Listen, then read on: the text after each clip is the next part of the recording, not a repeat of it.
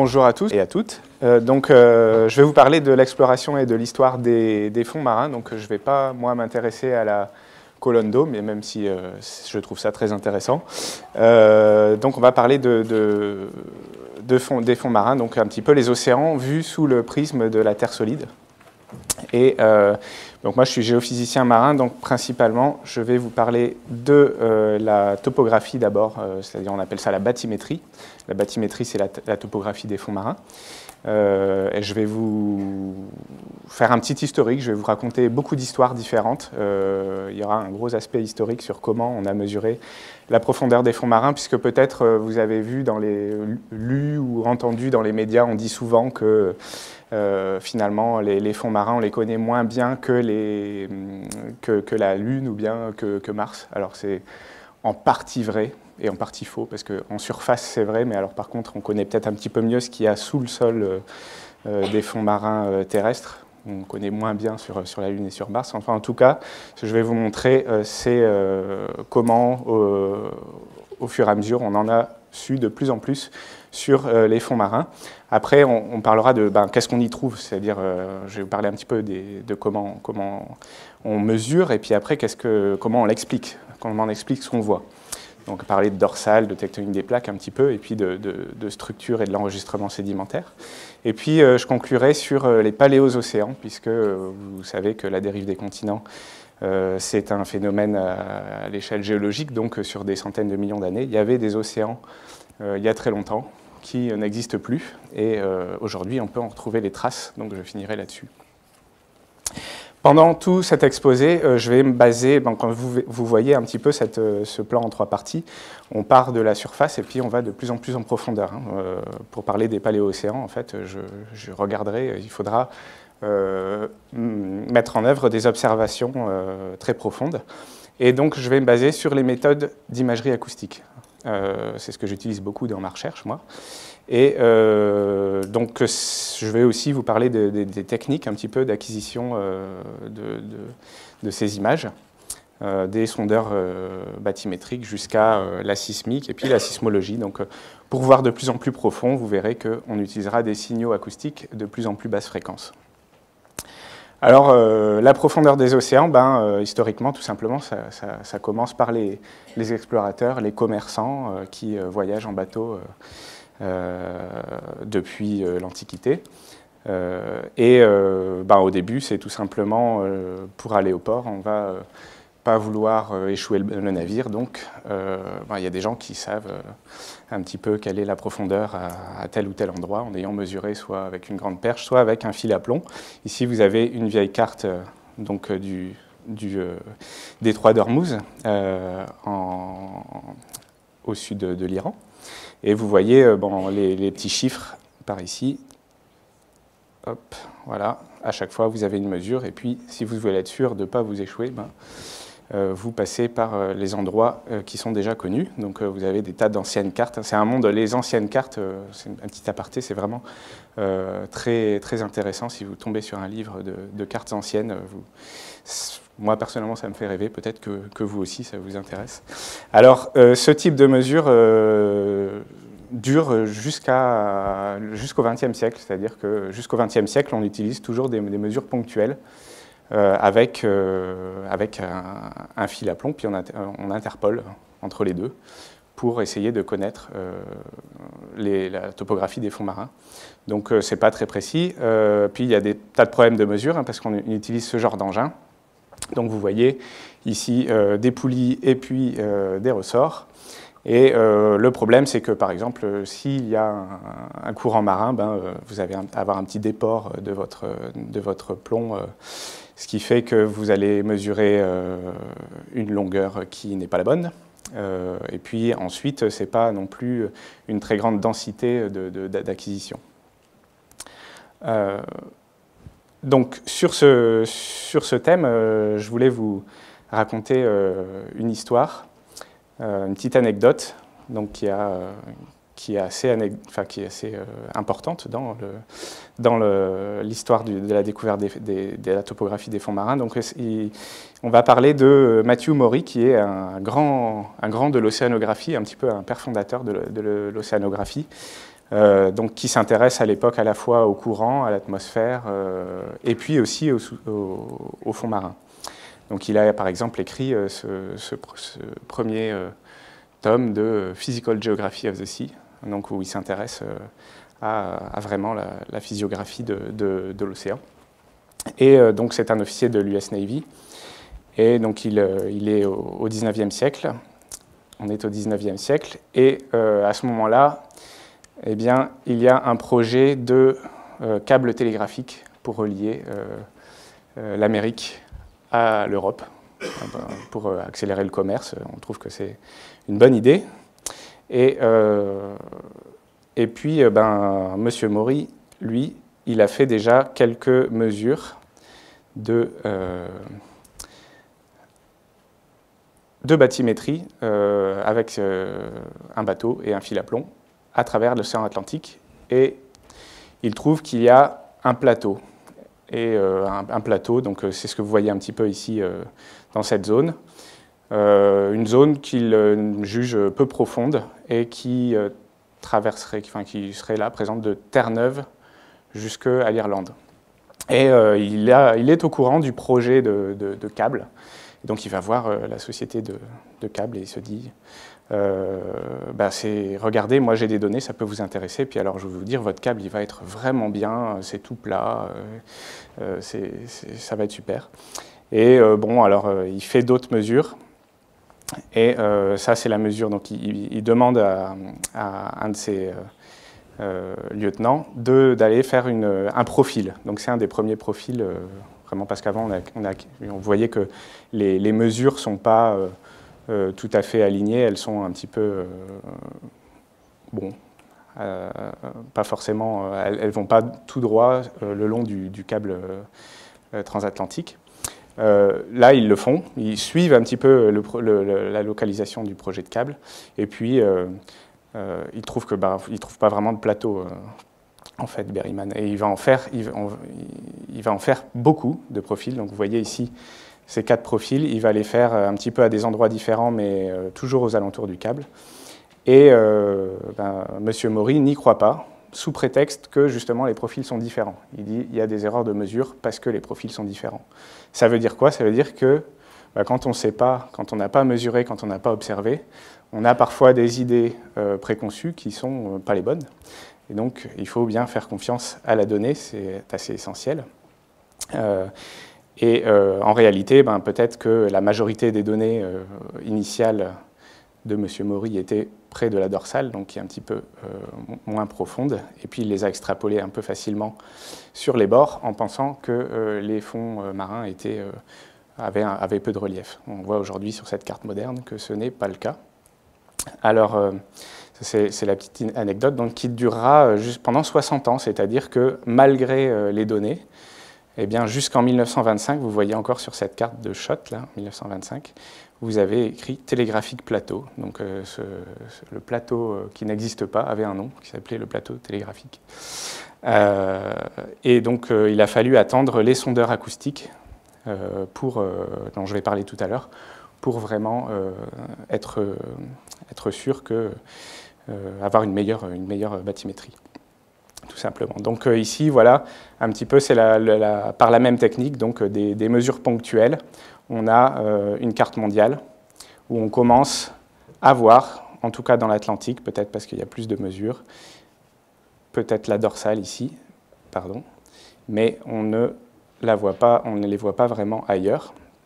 Donc on voit aussi les fosses des subductions ici.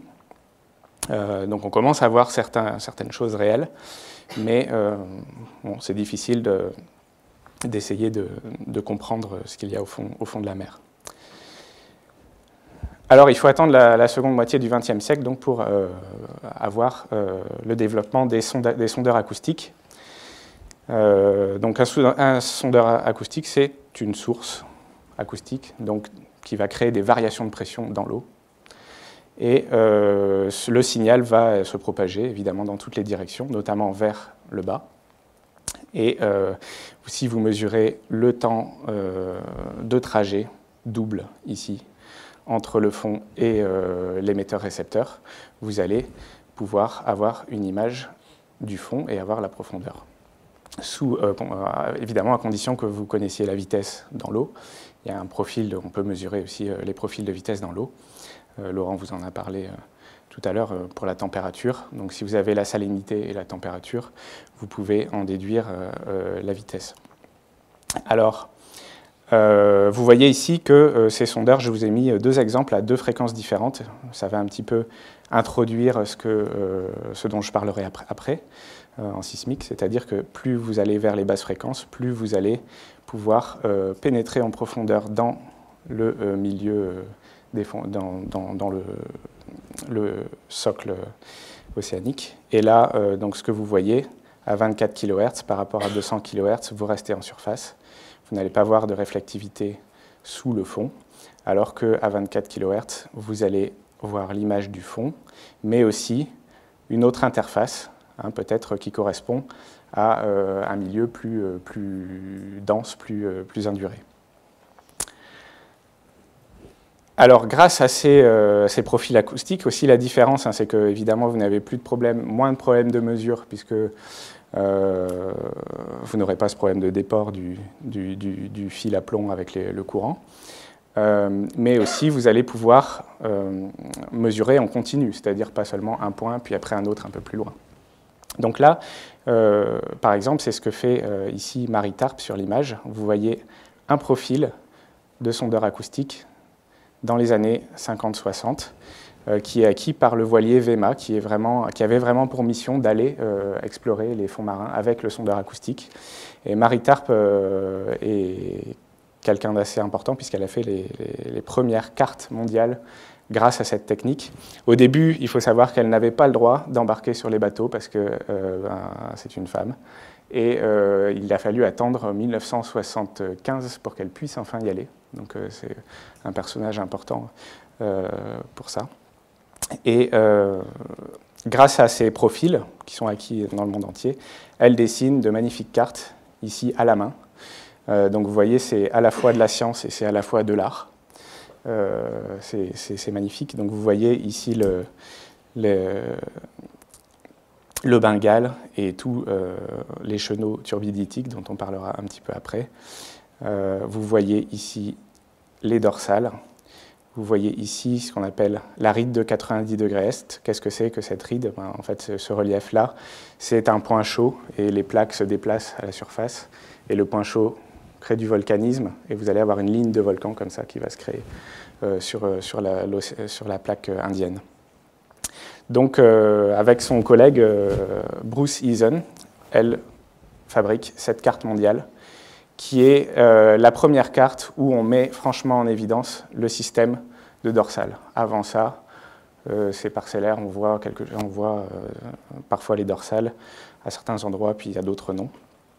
Donc ici, vous voyez tout ce système de dorsale en Atlantique, et puis dans l'océan Indien, dans le Pacifique. Et on verra après que ça a entraîné aussi la révolution de la tectonique des plaques, de voir toutes ces chaînes de dorsales. Vous pouvez voir cette carte, je vous encourage à aller la regarder, elle est vraiment très jolie. Elle est aussi sur Google Earth. Alors, on peut faire mieux encore que le sondeur acoustique tel qu'il était développé dans les années 50. On a, à partir des années 80, ce qu'on appelle le sondeur multifaisceau. Donc à la place d'acquérir de la donnée seulement à la verticale, on va avoir des faisceaux qui vont vous donner une fauchée sous le bateau. Donc le bateau avance dans une direction, il prend une fauchée avec un certain angle, et puis il avance, et vous allez avoir, comme sur l'image ici, une bande de surface, de bathymétrie en 3 dimensions qui va apparaître. Donc en fait, le bateau est capable, enfin le sondeur multifaisceau est capable de reconnaître l'angle d'incidence de l'onde qui arrive.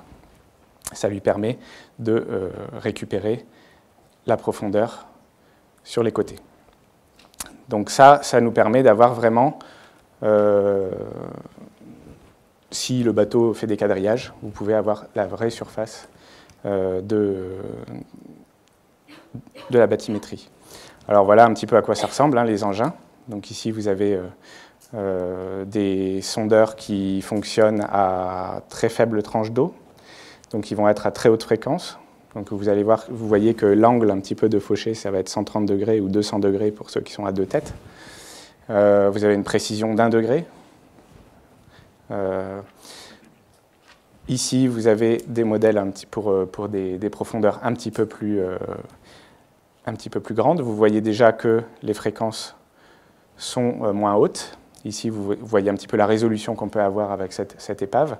Vous voyez aussi que vous aurez toujours des zones d'ombre, parce que si votre sondeur se situe par ici, ben forcément, il va voir l'onde acoustique va voir l'épave comme un obstacle et qui va avoir tendance à vous empêcher ici de bien imager comme il faudrait.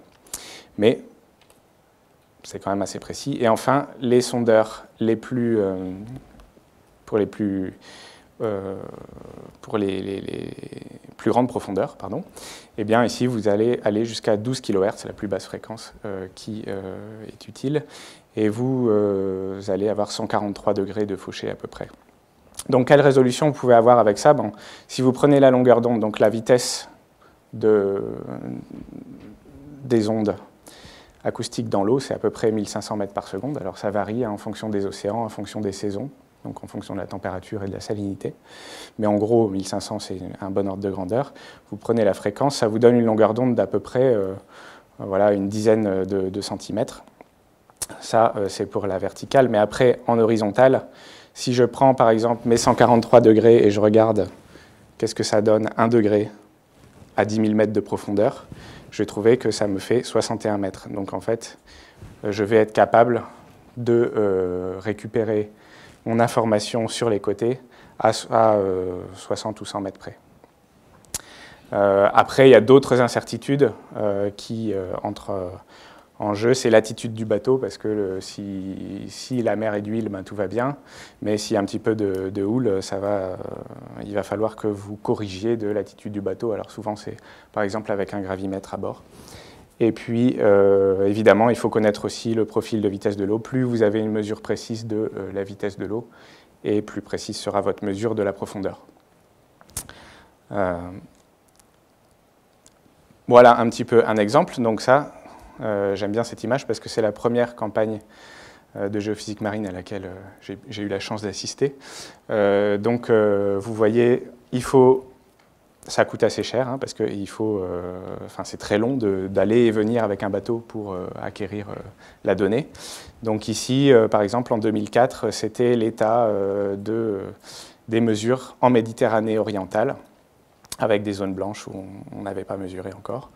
Voilà, après la campagne en 2004, vous avez une couverture quasi complète de la Méditerranée orientale. Pourquoi quasi complète? Parce que pas en zone côtière. Pourquoi est-ce que c'est plus compliqué en zone côtière? Parce que c'est moins profond, et donc votre fauché va vous donner un couloir très étroit de bathymétrie, donc il faudra encore plus faire des serpentins avec votre bateau pour y arriver. C'est très très long. Et clairement ici, donc, c'est une mission du service hydrographique de la marine. Donc nous, en tant que géologues, géophysiciens, ce qui nous intéresse, c'est la structure sous-marine dans la Méditerranée. Donc ce que vous pourriez voir, il faudrait zoomer un petit peu, c'est la tectonique salifère. On parlera du sel dans la Méditerranée. Ce qu'on peut voir, c'est la ride méditerranéenne. Le CHOM, lui, le service hydrographique de la marine, ce qui l'intéresse, c'est d'avoir une carte des fonds marins précise et aussi une carte gravimétrique précise. Il y a un gravimètre à bord pour les sous-marins. On sait très bien de savoir où on est avec un sous-marin. Il faut savoir que, par exemple, un sous-marin, quand il se déplace sous l'eau, pour ne pas être détecté, pour se positionner, la meilleure chose qu'il puisse faire, c'est de mesurer son accélération et d'intégrer pour retrouver le bon positionnement. Et donc, s'il fait ça, il a intérêt à avoir une très bonne carte de gravimétrie pour connaître bien le champ de gravité et puis pour pouvoir bien mesurer où il va se trouver. Donc, si on regarde, donc là, la Méditerranée, à l'échelle de la Méditerranée, vous pouvez couvrir totalement avec les sondaires multifaisceaux, vous pouvez vraiment avoir une carte complète. Mais à l'échelle mondiale, on ne peut pas envoyer comme ça des bateaux couvrir la totalité des surfaces des océans, c'est immense. Donc, forcément, il en manque. Il en manque, et ici, j'en profite pour vous montrer ce magnifique site web qui est une application de base de données où vous pouvez trouver de nombreuses données de géophysique marine et autres. C'est GeoMapApp, donc je vous encourage à aller voir, c'est vraiment intéressant, c'est gratuit. Et là, ce que vous voyez, donc c'est pas la totalité des données de bathymétrie multifaisceau, mais quand même un certain nombre. C'est quand même assez représentatif des trous qu'il reste à acquérir pour avoir une couverture complète. Donc comment fait-on pour vraiment avoir une mesure avec aussi peu d'interpolation que possible des fonds marins? Eh bien, on va utiliser l'altimétrie satellitaire parce que en fait, le niveau moyen de l'océan dépend de la bathymétrie. Ici, vous avez un petit schéma. Alors, il est exagéré, hein, mais si vous avez ici un petit volcan, une petite bosse de la bathymétrie, vous allez aussi la retrouver sur le niveau moyen de la mer. Et donc, si vous êtes capable de mesurer la surface moyenne des océans, vous allez pouvoir en déduire, avec un petit peu de calcul gravimétrique, une surface topographique des fonds marins. Alors, comment on fait ça? Avec des satellites altimétriques. Ici, vous avez une petite image qui vous montre un tel satellite. Donc, on peut connaître son orbite à partir de mesures laser avec des stations de surface, le GPS. On peut essayer de mesurer son orbite par rapport, donc sa hauteur, son altitude, par rapport à l'ellipsoïde de référence. L'ellipsoïde de référence, c'est la forme de la Terre moyenne, très moyenne, hein, qui est due au fait qu'elle tourne selon son axe de rotation. Et donc, à cause de la force centrifuge, vous avez, au début de l'histoire de la Terre, une formation qui lui donne une forme ellipsoïdale. Et cet ellipsoïde, il ne représente pas vraiment la vraie forme de la Terre, parce que en fait, la Terre est beaucoup plus bosselée, on peut montrer ça. Et donc ici, ce qu'on va mesurer, si on mesure l'orbite du satellite par rapport à l'ellipsoïde, et qu'ensuite le satellite, lui, mesure son altitude par rapport au niveau de la mer, on peut en déduire donc la différence entre l'ellipsoïde et la surface de la mer. Alors, il faut évidemment moyenner pour enlever les effets climatiques. Rien que Laurent vous en a parlé tout à l'heure, la différence de température va donner des petites différences de hauteur d'eau. Et donc, les saisons, par exemple, vont entraîner des petites différences de hauteur d'eau. Donc, si vous moyennez tout ça, vous allez, puis il y a les marées évidemment, vous allez pouvoir mesurer le niveau moyen des océans.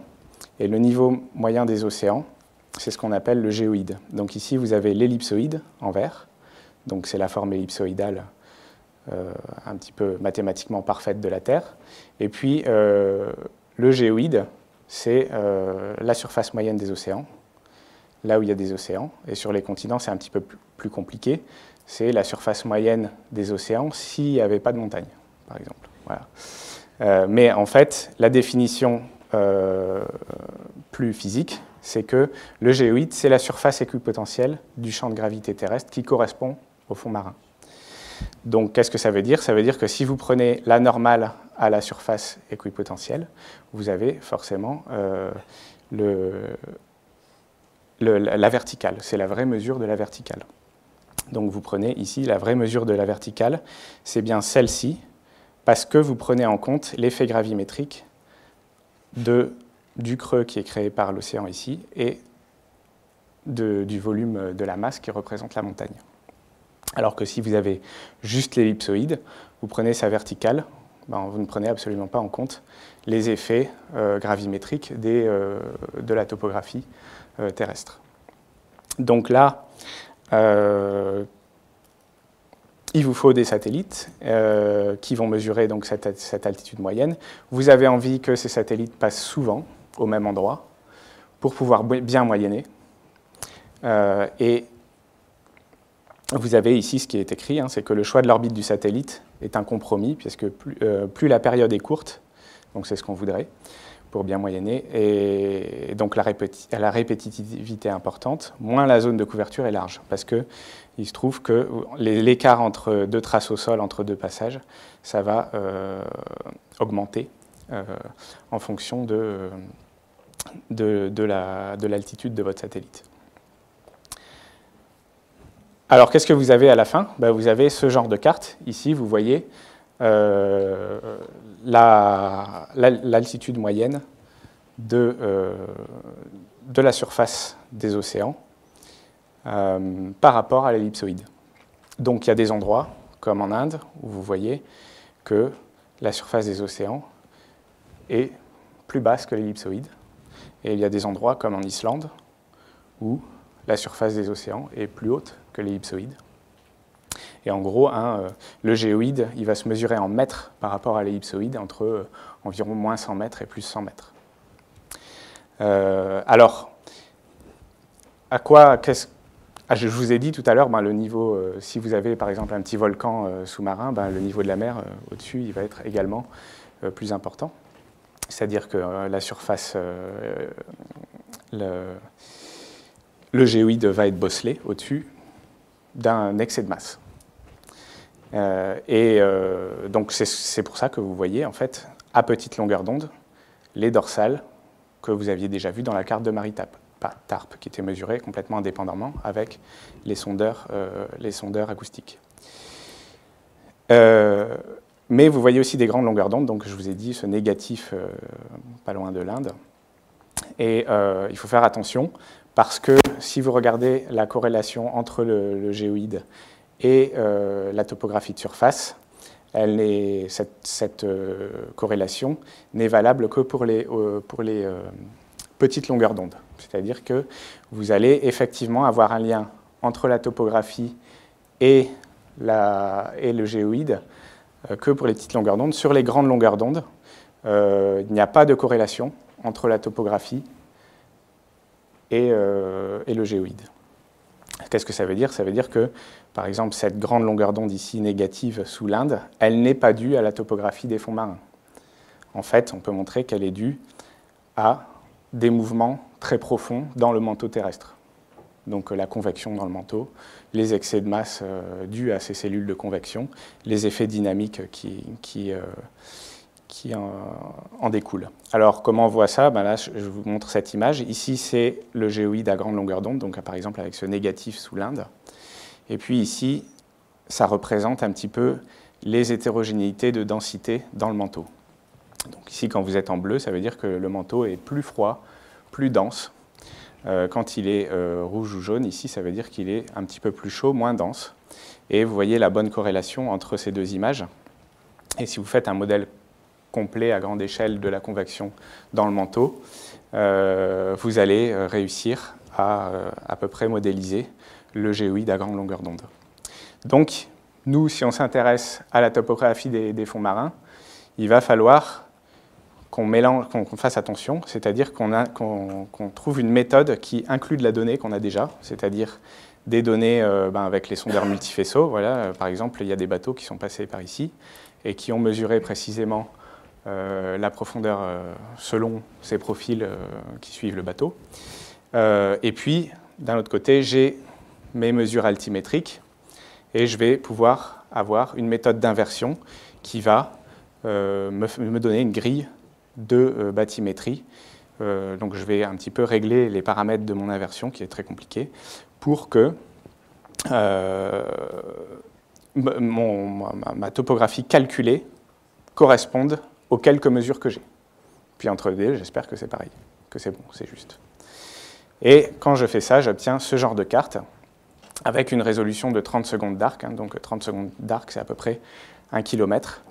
Et ici, vous avez donc c'est une mesure un petit peu indirecte, parce que vous prenez certaines hypothèses, notamment de contraste de densité sur les fonds marins. Est-ce que vous avez des sédiments ou pas? Ça va changer les choses. Mais au moins, vous avez une couverture complète. Parce qu'il y a des endroits où jamais aucun bateau n'a été mesuré. Grâce à l'altimétrie satellitaire, vous avez quand même une bonne estimation de la profondeur du fond marin et en 3 dimensions. Hein, donc vous allez vraiment pouvoir avoir les structures.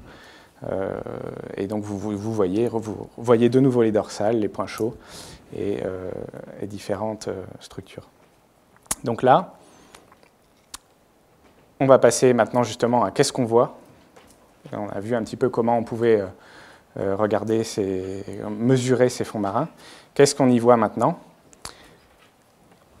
Je reviens sur les dorsales parce que je vous ai dit c'est la principale chose historiquement qu'on a pu voir, grâce aux cartes de Maritarp notamment. Et ici vous avez une image. Alors où est-ce qu'il est mon curseur? Voilà. Vous avez une image qui a un mélange de bathymétrie obtenue à partir de l'altimétrie satellitaire. C'est dans ce rectangle ici, vous voyez que vous n'avez pas la même résolution qu'ici. Ici, il manque ces petites longueurs d'onde ici qui correspondent aux failles créées par la dorsale. L'axe de la dorsale est ici. Voilà. Et ici, finalement, le bateau n'est pas passé avec le sondeur multifaisceau, donc vous avez collé à la place l'estimation faite avec le satellite. Donc, ça vous permet de voir un petit peu la différence de précision.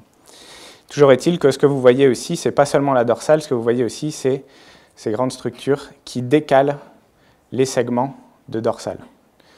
Et ça, ce sont les failles transformantes. Les failles transformantes, hein, ce sont justement ces failles qui vont décaler les axes de dorsale. Et il va y avoir une différence de topographie entre un côté de la faille et l'autre, et je vais vous expliquer pourquoi tout de suite. Qu'est-ce qu'une dorsale? D'abord, une dorsale, c'est la remontée du manteau océanique, même de l'asténosphère océanique. Qu'est-ce que c'est que l'asténosphère? C'est le manteau, donc c'est des roches péridotites. Et l'asténosphère, c'est du manteau à 1300 degrés. Et cette isotherme de 1300 degrés, au dorsal, elle remonte vers la surface. Et qu'est-ce qui se passe si vous faites remonter du manteau chaud vers la surface? Vous allez avoir de la fusion partielle par décompression adiabatique de la roche. Donc, en gros, vous gardez une température de 1300 degrés, mais en remontant, vous faites une décompression, et ça va entraîner de la fusion partielle. Et vous allez donc avoir une chambre magmatique. Cette chambre magmatique, elle va entraîner un phénomène qui s'appelle la cristallisation fractionnée. Donc en base de croûte océanique, vous allez avoir des gabbros. Ce sont des roches qui, en fait, sont issues de cette cristallisation fractionnée et vont se refroidir sur les bords de la chambre magmatique, puisque en même temps, vous êtes en train de tirer. Donc quand vous tirez, vous créez de l'espace, et cet espace, il va être comblé par le matériel qui remonte ici par ce processus de fusion partielle. Et au-dessus, vous allez avoir ce qu'on appelle le complexe philonien, et ce sont des dikes, donc des intrusions verticales de magma qui, en se solidifiant, en refroidissant, vont créer des basaltes. Donc en bas des gabbros, en haut des basaltes, qui vont aussi s'épancher en surface. Alors, ça a une autre conséquence, ça, c'est que j'ai dit, c'est la remontée vers la surface de l'isotherme 1300 degrés, ce qui fait que ça explique la différence de profondeur entre la dorsale et le bassin océanique qui est un petit peu plus loin que la dorsale. Vous avez vu que sur la carte de Maritarp, les dorsales, elles sont moins profondes que les bassins océaniques qui sont loin des dorsales. Pourquoi? Alors ça, il faut comprendre le principe de l'isostasie. Qu'est-ce que nous dit l'isostasie? Elle calcule le poids en fait, d'une colonne de roche ici jusque dans le manteau ductile. Alors la flèche était fausse, c'est pour ça que j'ai arrangé ici. Donc là, vous voyez du manteau, une colonne de manteau asténosphérique. Tout est à 1300 degrés, c'est la colonne qui se trouve ici, juste à l'axe de la dorsale. Et puis ici, on va prendre une colonne qui correspond à la lithosphère qui a déjà eu le temps de se refroidir. Parce que au fur et à mesure que vous éloignez les roches de la dorsale, il n'y a plus rien pour chauffer, ou moins, ça chauffe moins, donc vous refroidissez sur les bords. En refroidissant, vous allez augmenter la densité des roches. Les roches vont être plus denses en refroidissant. Donc, cette colonne-là, ici, elle est plus lourde que cette colonne-là.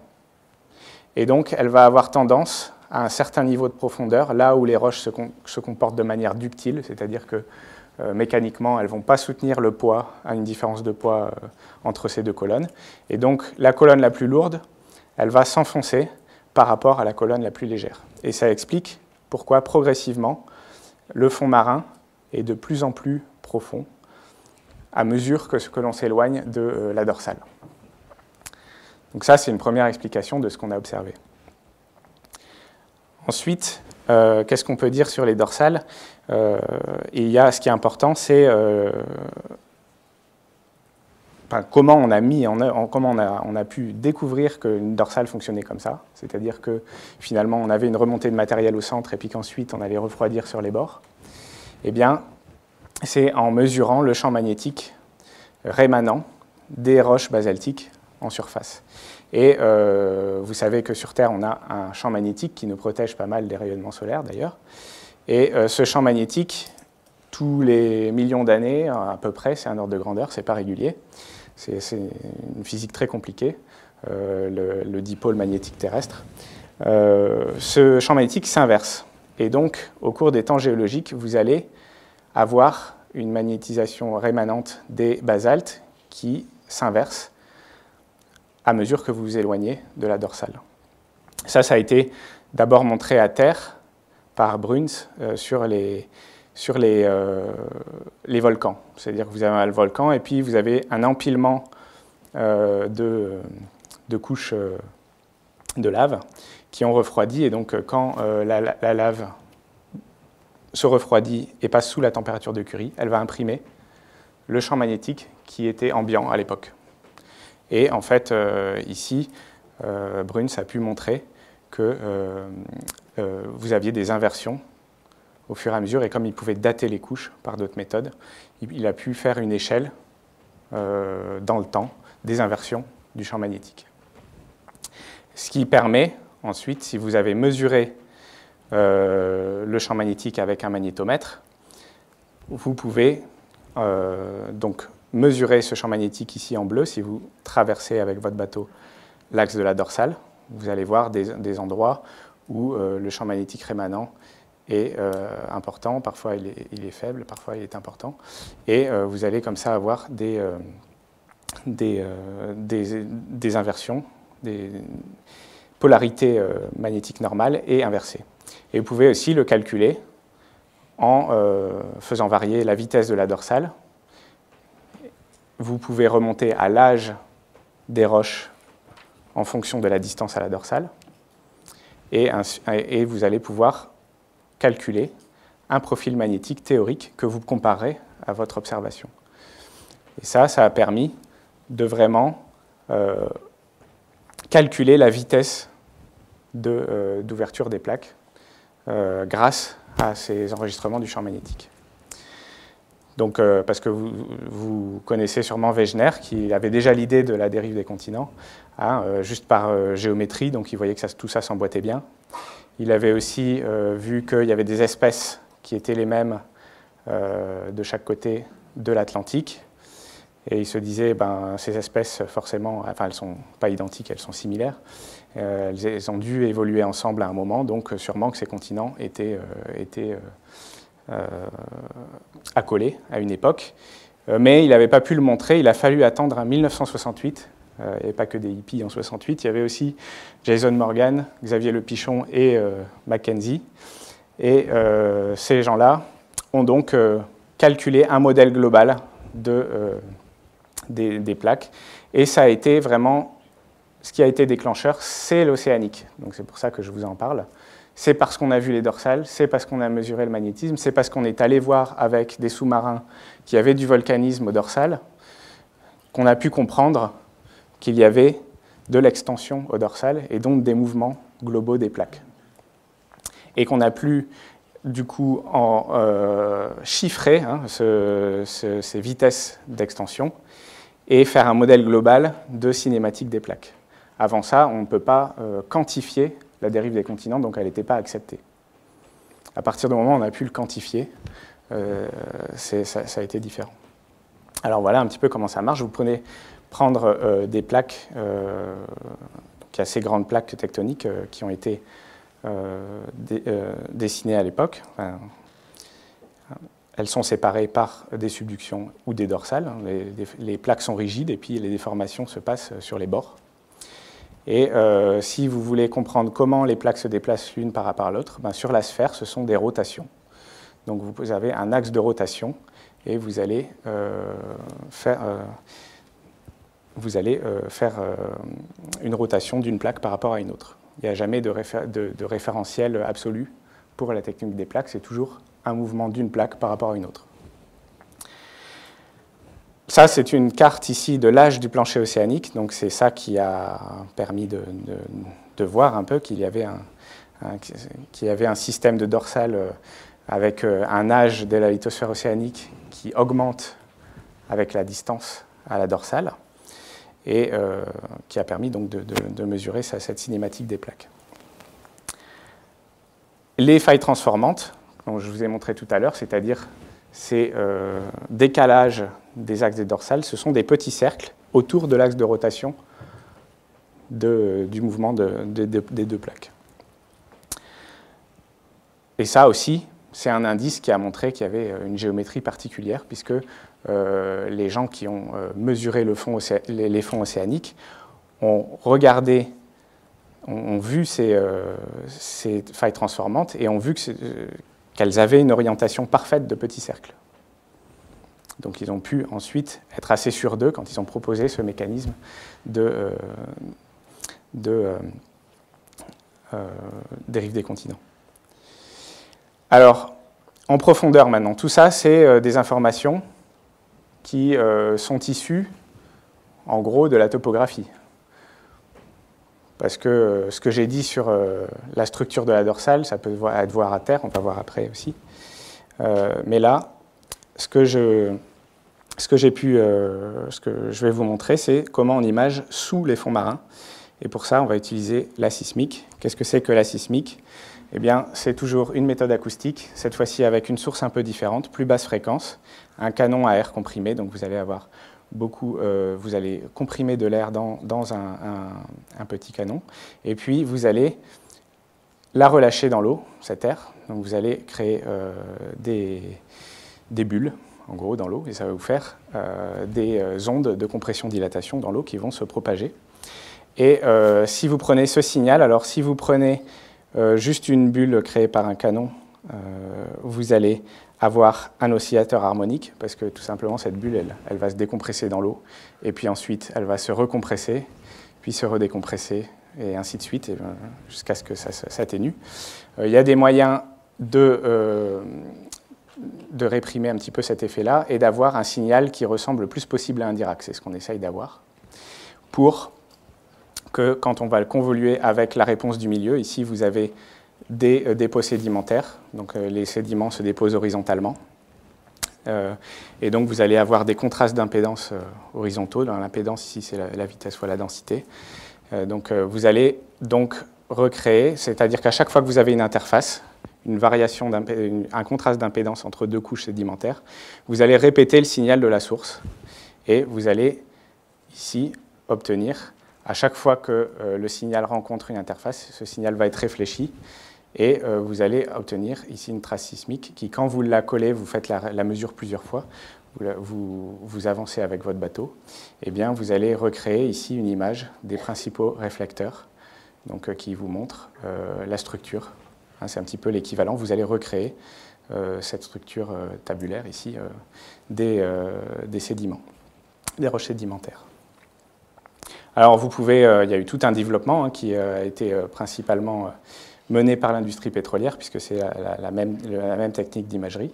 Et ici, vous avez une image en 3D, donc vous pouvez faire des sections, avoir des surfaces d'âge constant, et étudier comme ça les structures sous-marines, comme le géologue le fait sur le terrain, mais là, vous êtes obligé de le faire à travers de l'imagerie géophysique. On peut aussi utiliser la sismique pour l'océanographie. Ici, vous avez des réflecteurs qui sont dus à des contrastes d'impédance dans l'eau. Alors ça peut être dû au fait que certaines masses d'eau ne se mélangent pas bien. Donc vous allez avoir une structure aussi tabulaire avec, ici par exemple, vous voyez des réflecteurs horizontaux, et puis au milieu, ici, une zone où l'eau est en train de se mélanger. Donc vous pouvez regarder les processus à haute résolution de mélange des couches d'eau grâce à cette technique. Ensuite, donc voilà une image de sismique dans l'océan Indien, je vais vous montrer après où. Donc là, vous voyez que vous voyez des réflecteurs tous empilés les uns sur les autres. Ils ne sont pas horizontaux, ça veut dire que quelque chose est basculé. Ça, c'est un indice qu'il y a eu de la déformation. Si vous avez des failles, par exemple ici, vous avez une faille, et vous avez donc ce bloc qui va monter par-dessus l'autre, et vous allez basculer ce bloc, et donc les sédiments qui se sont déposés à l'horizontale, eh bien, ils vont être basculés. C'est comme ça que vous pouvez lire un petit peu la déformation qu'ont subi les océans. Ici, vous avez une faille qui fait quand même 1 km de haut, à peu près. Donc ce que vous voyez, ça, ce sont les sédiments, vous voyez ces couches, et dessous, vous avez du bruit.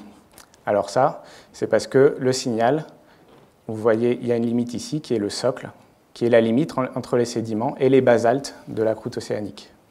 Et le signal, il n'est plus assez puissant pour envoyer quoi que ce soit, en fait, sous le socle océanique. Donc ces sédiments, ils proviennent des reliefs terrestres. Donc il y a une grosse production en Himalaya. Et puis aussi, ils dépendent du climat. Plus vous avez de précipitations, par exemple, et plus vous allez avoir d'érosion. Et donc tous ces sédiments, ils vont être envoyés en mer à partir des côtes. Et ces sédiments, ils peuvent enregistrer, je vous ai dit, la tectonique, donc les mouvements, et les mouvements tectoniques. Et puis, ils peuvent mesurer beaucoup d'autres choses, dont par exemple le niveau de la mer. Et pour ça, il y a l'exemple de la crise messinienne. On pense qu'il y a à peu près 5 millions d'années. Eh bien, le détroit de Gibraltar ici s'est refermé. Donc il n'y avait plus de contact entre l'Atlantique et la mer Méditerranée, ce qui fait qu'elle s'est quasiment entièrement évaporée. Et ça se voit dans la sismique. Donc, si vous regardez ici, voilà une paléosurface. Vous voyez que les séries sont tronquées, elles sont à peu près horizontales, puis là, ça change complètement, de part et d'autre de ce trait gras ici en noir. Et ce que vous voyez ici, c'est une paléovallée du Messinien, c'est-à-dire que vous aviez peut-être là une rivière qui coulait et qui incisait une vallée, avant que le niveau ne se remplisse. Après, Gibraltar s'est rouvert, et l'eau est de nouveau, le bassin méditerranéen s'est de nouveau rempli, et du coup, vous avez déposer d'autres sédiments par-dessus, mais vous voyez encore cette surface d'érosion qui correspond à cette crise, ce qu'on appelle la crise messinienne. L'autre effet, c'est évidemment que si vous faites évaporer toute cette eau, vous allez avoir du sel qui va se déposer. Et ce qu'on voit dans cette image sismique, c'est cette zone transparente, c'est le sel qui s'est déposé en masse au Messinien et qui ensuite va jouer un rôle important dans les déformations qui sont au-dessus, puisque si vous déposez par-dessus le sel des sédiments, par exemple, vous en déposez plus ici parce que la côte est là, et vous en avez moins ici parce que vous êtes loin de la côte, vous allez avoir tendance à avoir une subsidence de ce côté-là et pousser tout le sel qui se comporte mécaniquement de manière beaucoup plus ductile, et puis vous allez avoir donc de l'extension ici et de la compression par ici avec des plis et des diapyres de sel, c'est-à-dire que le sel va avoir tendance à remonter vers la surface sous forme de diapyres. Donc, ces sédiments, ils arrivent avec des canyons. Donc, ici, vous avez le canyon du Var. Ils vont ensuite se déplacer dans les fonds marins par l'intermédiaire de chenaux turbiditiques. Et donc, ces sédiments, en fait, ils coulent au fond des fonds marins. Et puis, c'est un écoulement assez chaotique, donc il va y avoir assez turbulent. Et donc les sédiments vont se redistribuer dans la colonne d'eau et se redéposer sur les bords, avec ici donc les levées que vous voyez là. C'est en fait tous les sédiments qui sont remobilisés dans l'eau qui vont retomber sur les bords. Et ces chenaux, ils peuvent aller très très loin. Vous voyez qu'ici on est très très loin des côtes indiennes et on voit les chenaux qui sont des véritables fleuves sous-marins quasiment là, qui vont se déverser dans une dépression qui est due à une faille ici en l'occurrence. Et vous allez avoir cette très belle bathymétrie ici qui vous montre ce chenal atterrir dans cette dépression. Ici, vous êtes carrément à 2000 km du Bangladesh. Les sédiments arrivent d'ici, c'est les sédiments himalayens. Et vous voyez ici un chenal turbiditique à 2000 km du Bengale. Ici, il faut savoir que vous avez 19 km d'épaisseur de sédiments empilés sur, je ne déconne pas, 19 km. C'est le produit de l'érosion de l'Himalaya, parce que la chaîne himalayenne fait 4 km d'altitude, mais cette altitude est limitée, elle serait beaucoup plus haute s'il n'y avait pas d'érosion. Alors, après, on a des méthodes de plus en plus basse fréquence pour imaginer sous le socle, mais je vais accélérer parce que je suis en retard.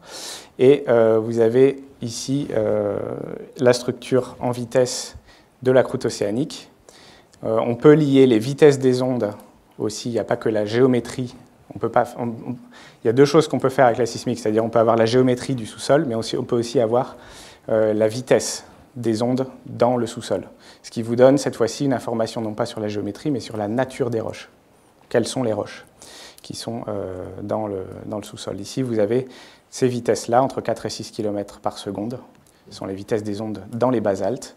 Ici, vous avez du 7 km par seconde environ, c'est la vitesse des ondes dans les gabbros de la croûte océanique. Donc tout ça, c'est la croûte océanique, 7 km. Et puis ici, vous avez 8 km par seconde, les péridotites du manteau. Et la question qu'on a envie de se poser, c'est est-ce qu'on trouve que de la croûte océanique dans les fonds marins? Mais la réponse, vous allez voir, est non. On peut, grâce à donc cette sismique réfraction, cette fois-ci, cette sismique réfraction, elle va plutôt enregistrer des ondes qui voyagent horizontalement dans les couches et pas verticalement avec des réflexions. Et ces ondes-là, elles vont être beaucoup plus sensibles aux variations de vitesse dans le milieu que les ondes réfléchies. Parce que vous voyez qu'ici, en fait, dans cette couche-là noire, par exemple, si vous faites varier la vitesse dans cette couche-là, ça ne va pas vraiment changer votre temps de trajet, parce qu'il y a tout ce qu'il y a au-dessus qui importe. Alors que si vous changez la vitesse de la couche noire ici pour ce ray sismique-là, vous allez avoir beaucoup plus de variations du temps de trajet. Donc en fait, vos temps de trajet sont beaucoup plus sensibles à la vitesse à mesure qu'ils voyagent horizontalement dans la couche. On utilise du coup des sismomètres de fond de mer pour enregistrer ces signaux. Et grâce à ça, on a des cartes, des sections en vitesse de ce qu'il y a dans les premières dizaines de kilomètres sous le fond marin. Et là, vous voyez une très grosse épaisseur de croûte, 30 km, versus les 7 km océaniques. Et entre les deux, on est passé du continent à l'océanique. Et en fait, ici, vous êtes toujours dans le continent, ce qui veut dire qu'il y a des continents sous l'eau, des morceaux, des lambeaux de continents qui restent sous l'eau. Tout ça parce que quand vous étirez, eh bien, vous allez faire remonter le manteau, et le manteau étant plus lourd, eh bien, vous allez avoir par isostasie votre colonne lithosphérique qui va subsider. Donc vous allez retrouver, si vous avez des restes de continents au-dessus de ce manteau que vous avez fait remonter, eh bien, ils vont être immergés. Donc c'est comme ça que vous allez avoir des continents immergés aux abords des continents. Et vous allez avoir ce genre de structure avec de la croûte continentale. Et puis ensuite, si votre manteau remonte vraiment, eh bien, vous allez développer le système de dorsale, puisque en remontant, le manteau échauffe tout le système. Il est à 1300, les 1300 degrés finissent par remonter en surface. Vous allez commencer à avoir de la décompression adiabatique. Alors, vous avez peut-être entendu parler de Zealandia, qui est dans les médias. Donc il y a eu beaucoup de bruit médiatique là-dessus. Donc c'est un énorme continent immergé. Ça a fait fantasmer pas mal de gens. pour des raisons parfois clairement de ressources, puisque par exemple si vous prenez un système pétrolier, il faut une roche-mère, et ces roches-mères elles sont sur les continents, pas sur les océans. Donc c'est pour ça qu'il y a en fait beaucoup plus de continents immergés que Zealandia. Zealandia serait par là, mais toutes les zones en grisé ici, ce sont potentiellement des zones continentales immergées. Et ça a un lien avec les zones d'exclusivité économique. Je vous conseille d'aller voir le site extrapic.fr d'Ifremer, qui vous montre, qui vous parle du programme d'extension des zones économiques qui a eu lieu il y a maintenant quelques années, que je pense qu'il est en bonne voie. Et donc, tout simplement, si vous voyez ici les possibles plateaux continentaux, si vous étendez cette zone bleue, vous grappillez juste un petit peu plus de zones continentales immergées avec potentiellement les ressources qu'il y a avec. Il y a aussi évidemment toutes les ressources qu'il y a dans la colonne d'eau, mais ça concerne aussi ce qui est dessous. Il faut le savoir. Je peux prendre 5 minutes pour... non ? 1 minute ? Bon, c'est dommage. Voilà.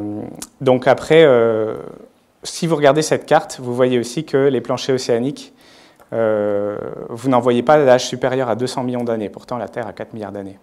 Donc, on peut se demander où sont ces océans. Si vous faites de la sismologie, vous allez pouvoir faire de la tomographie. La tomographie, ça vous permet de calculer les variations de vitesse, les hétérogénéités de vitesse sismique dans la Terre par rapport à un modèle de référence. Donc, vous mesurez temps calculé moins temps observé. Je ne vais pas avoir le temps de vous montrer vraiment comment ça marche. Juste les résultats. Vous pouvez regarder en fait des zones où les roches sont plus froides et plus denses. Ça veut dire que les ondes se déplacent plus rapidement. Vous voyez qu'ici c'est 6% plus rapide que ce qu'on attend. Et puis des zones où c'est plus lent, parce que c'est plus chaud et peut-être avec plus de fluide. Et là, vous voyez une subduction, donc une plaque océanique qui subducte sous le continent. Et c'est comme ça que les océans, vous les faites disparaître finalement. Donc c'était au bout de 200 millions d'années. Statistiquement, ça veut dire qu'au bout de 200 millions d'années, votre océan a tendance à plonger, parce qu'il est de plus en plus dense. Et vous pouvez imager, grâce à la sismologie, les anciens planchers océaniques et le volume un petit peu qu'ils ont pris. Ils étaient donc à la surface, c'est-à-dire qu'ici vous avez un volume très dense qui correspond à l'ancien plancher océanique qui était à la surface et qui maintenant a plongé jusque dans le manteau inférieur. Et comme ça, vous pouvez remonter au paléocéan, par exemple l'océan Téthysien. L'océan Téthysien, il était ici au milieu de la Pangée et il s'est refermé à mesure que l'Inde remontait vers l'Eurasie. Donc voilà, à l'Éocène, 50 millions d'années, vous avez cet océan qui était ici, qui s'est en partie refermé, et vous allez finalement avoir la collision himalayenne. Aujourd'hui, toutes ces structures compressives, donc ces chaînes de montagnes, sont liées à la fermeture d'un paléo-océan. Il y avait un océan, il s'est refermé, aujourd'hui on a une chaîne de montagnes. Et ce qui est intéressant, c'est de le lier aux civilisations, développement des civilisations. Ici, vous voyez les grandes villes. C'est une corrélation, ça ne veut pas dire que c'est une cause, mais c'est assez amusant. Vous avez toutes ces grandes villes de plus d'1 million d'habitants qui sont pas mal concentrées ici. Vous avez aussi énormément de séismes, puisque c'est le développement d'une chaîne de montagnes. Et c'était encore plus vrai dans l'Antiquité. Si vous prenez la carte d'Ératosthène, eh bien, vous vous retrouvez avec exactement les sutures téthysiennes. À peu près, le monde connu à cette époque-là, c'est à peu près le long des sutures téthysiennes. Et au niveau des ressources, donc, vous pouvez aussi avoir, utilisé par les civilisations, vous pouvez aussi avoir de l'océan qui, en fait, vient sur un continent par un processus qu'on appelle l'obduction. Donc, c'est une subduction à l'envers. C'est un océan qui monte sur un continent. Et là-dedans, vous avez pas mal de ressources minérales déposées par les systèmes hydrothermaux. Et c'est ma dernière slide. Ici, vous avez le cas de l'ophiolite d'Oman. Donc une ophiolite, c'est un morceau d'océan qui est posé sur un continent. Et dans l'Antiquité, 3000 ans avant notre ère, vous aviez ici, j'ai été visiter, c'est assez impressionnant, un tas de mines de cuivre et même de sites industriels vraiment de fonderie de cuivre, qui a été au cœur du commerce de l'Empire de Mésopotamie. Donc vous avez, c'est pour vous donner un petit peu le temps long de ce dont on profite aujourd'hui du point de vue des ressources. Alors c'est vrai que par exemple si on prend le pétrole, il faudrait surtout plus l'extraire, il faudrait le laisser là où il est, on est bien d'accord. Mais ceci dit, si vous prenez les solutions technologiques qu'on nous propose pour arranger les problèmes de réchauffement climatique, il faut quand même beaucoup de minerais. Et ces minerais, ils viennent de cette histoire géologique très longue que je viens de vous raconter. Et donc c'est lié aussi aux océans, puisque pas mal de métaux rares même, donc, qui sont nécessaires à la haute technologie, eh bien, ils viennent de minerais qu'il faut pas négliger. Et à l'avenir, l'océan va vraiment être toujours étudié pour ses ressources aussi, comme ces nodules polymétalliques. Alors il y a des gens qui essayent d'avoir de se dire pourquoi on ne prendrait pas un aspirateur géant pour prendre ça à partir du fond des mers. Donc comme les éoliennes, on dit on n'en veut pas chez nous, mais on en veut peut-être bien en mer, faites attention. Informez-vous, parce que sur le problème des mines, par exemple, on ne veut pas de mines près de chez nous, mais il y a plein de projets qui s'intéressent à qu'est-ce qui se passe au fond de l'océan, est-ce qu'on pourrait y extraire des ressources. Je finis là-dessus, je vous remercie.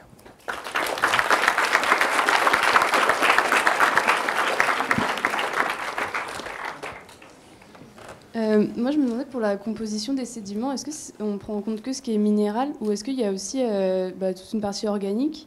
Et est-ce que du coup, dans les sédiments, on va pouvoir aussi prendre en compte la quantité de plastique qui va se retrouver dans l'océan, force ou pas du tout? Ah, d'accord. Est-ce que, par exemple, on pourrait avoir un anthropocène dans les sédiments? Je dirais que probablement... Alors, ça dépend.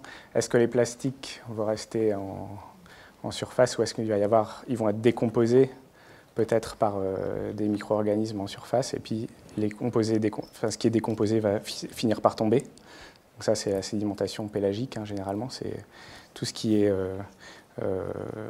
résidu de la vie des micro-organismes qui finit par tomber au sol.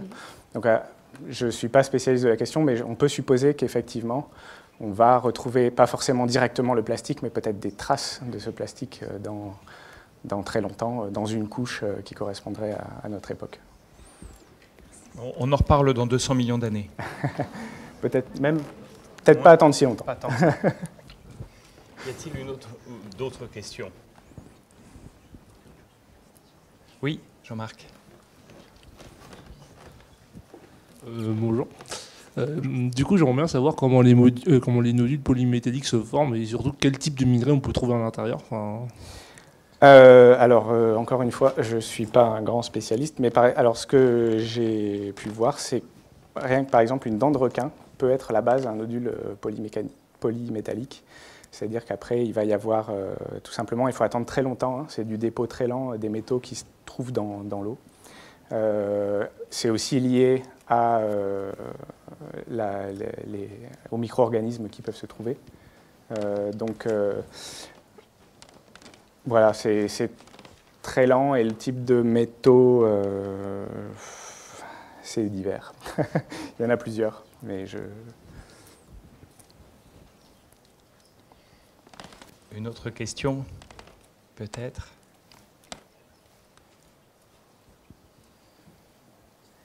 Alors, s'il n'y a pas d'autres questions, moi je voudrais remercier Mathias pour l'aspect technique. La présentation qu'il a faite des techniques de mesure, qui est quelque chose qui est vraiment fondamental lorsqu'on s'intéresse aux océans en général et aux fonds marins. C'est de toute façon inévitable de devoir passer par des méthodes de mesure indirectes. Donc je le remercie notamment pour cet aspect de son exposé. Ce que je vous propose, c'est bien de clore la session matinale de notre journée d'exposé en remerciant encore Mathias de sa présentation.